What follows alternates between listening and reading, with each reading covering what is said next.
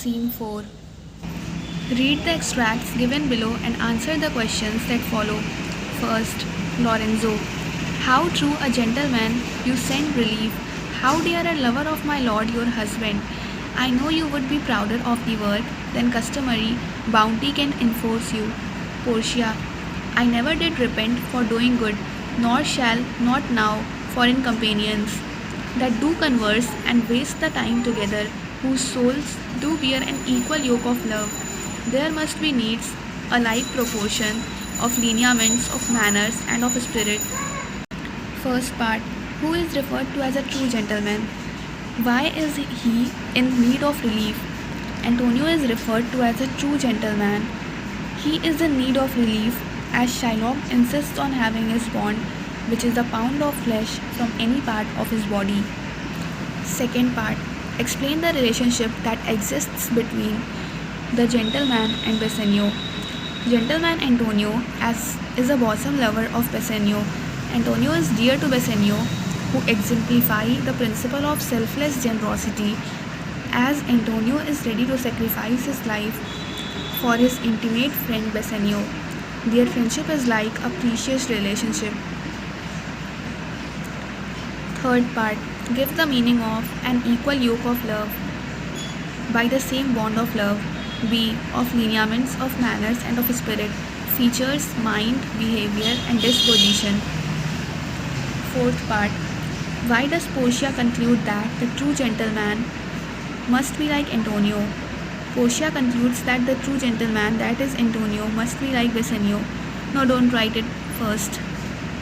Start from here. That Portia says that when two people are close friends and are united by the tie of mutual love, their two natures may have many things in common. There must be a certain similarity of features, mind, behavior, and disposition. This makes her conclude that the true gentleman, that is Antonio, must be like Bassanio. Fifth part. What assignment does Posia give to Lorenzo? What aspect of Portia's character is shown in the scene? Posia told Lorenzo to look after the house and be a lord of the mansion when she was out. This scene shows Portia's intellectual ability, her devotion to Bassanio, and admiration for Antonio. Second extract. Portia. Lorenzo, I commit into your hands the husbandry and manage of my house until my lord's return. For mine own part, I have toward heaven breathed a secret vow to live in the prayer and contemplation, only attended by Nerissa here, until her husband and my lord's return. First part. What is meant by the husbandry and manage of my house? The husbandry and manage of my house meant the control and management of my house.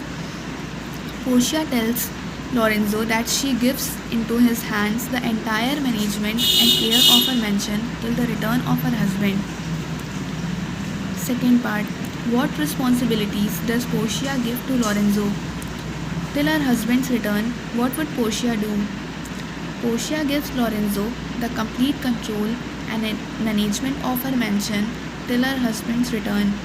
Portia says that she has taken a secret oath to pass her days in religious exercises and holy meditation,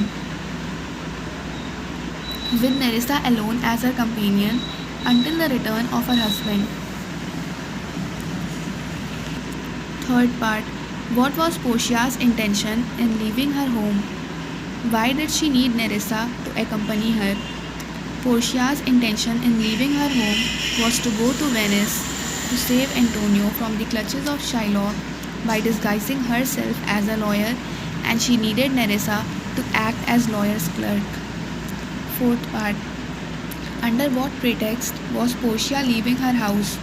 Posia was leaving her house under the pretext of spending her days in religious exercises and holy meditation in the company of Nerissa till the return of her husband.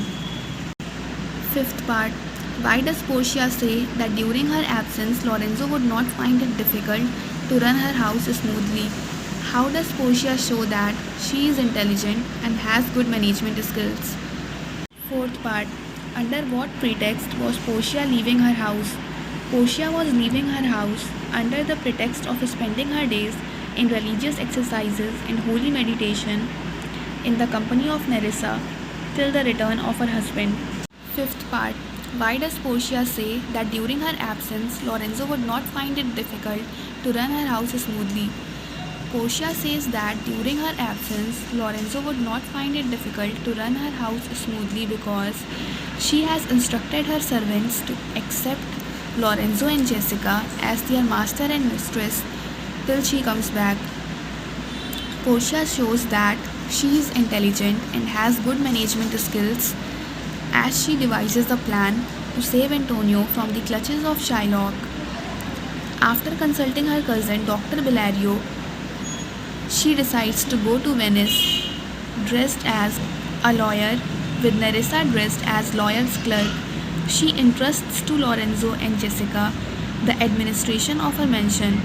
It is her intelligent planning and management of the situation that take the action of the play forward. Third extract. Portia. And look what notes and garments he doth give thee. Bring them, I pray thee, with imagined speed, unto the Cranach, to the common ferry, which trades to Venice. Waste no time in words, but get thee gone. I shall be there before thee. Balthazar. Madam, I go with all convenient speed. Exit. Portia. Come on, Nerissa. I have work in hand that you yet not know of. We will see our husbands before they think of us. Nerissa. Shall they see us? First part. Where does Posia send Balthazar?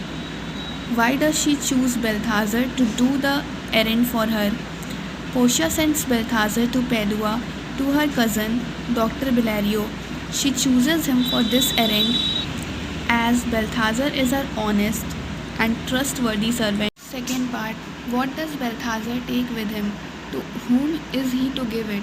Balthazar takes with him a letter to give it to Dr. Bellario of Padua, a lawyer, and Portia's cousin. Give the meaning of with imagined speed, with maximum speed one is capable of, to the common ferry or which trades to Venice, to the public ferry boat which piles to and from Venice. Fourth part. What was the purpose of sending Balthazar to Portia's cousin? The purpose of sending Balthazar to Portia's cousin was to hand over to him her letter and then to bring back from him certain letters, notes and robes. Notes refer to Dr. Bellario's written opinion about the case. Robes refer to the robes of a doctor of law for Portia and dress of a lawyer's clerk meant for Nerissa. Fifth part. What hints does Portia give to Nerissa in the extract regarding their mission? When and how are the rest of the plans to be revealed? After Balthazar's departure, Portia gives Nerissa a hint regarding their mission, saying that she has some urgent work. She also says that she will go to the place where their husbands are. Portia will outline the rest of the plan to Nerissa in the coach which will carry them to their destined place. Fourth extract. Pause the video and read it by yourself. First part. Why wouldn't the husbands of Posia and Nerissa recognize them when they would see them? The husbands of Posia and Nerissa wouldn't recognize them when they would see them because they will be dressed like young men, Posia as a doctor of law and Nerissa as his clerk. Second part. How will Portia appear and behave after she reaches the destination? After she reaches her destination, dressed as a young man, Portia will wear a dagger by her side. She will speak in the husky voice of a youth passing from boyhood to manhood. She will walk with long manly strides instead of two short and quick steps of a woman. She will talk of broils and fights like a boastful young man. She will tell fanciful stories As for instance, how many great ladies have loved her and died of a broken heart. She says that her mind is full of thousands of school boyish pranks and she will try them all. Third part.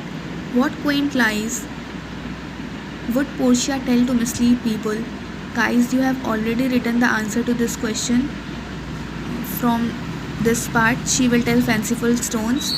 And the second part, how does she expect men to react to her quaint lies? She expects men to believe that she has left school more than a year. Fourth part, give the meaning of funny lies, credible lies, lies that are convincing, raw tricks, inexperienced tricks of youth, bragging jacks, boastful fellows. Fifth part, what does Posia tell Nerissa about disclosing her future plan? Comment on the imaginative skills of Portia in this scene. Portia tells Nerissa that she will outline her future plan to her in the coach while traveling to Venice. This scene describes the imaginative skills of Portia. She plans in detail the plan of action and decides clearly her and Nerissa's role in it. The way she plans to speak and walk and tell boastful lies clearly indicate Poshia's imaginative skills.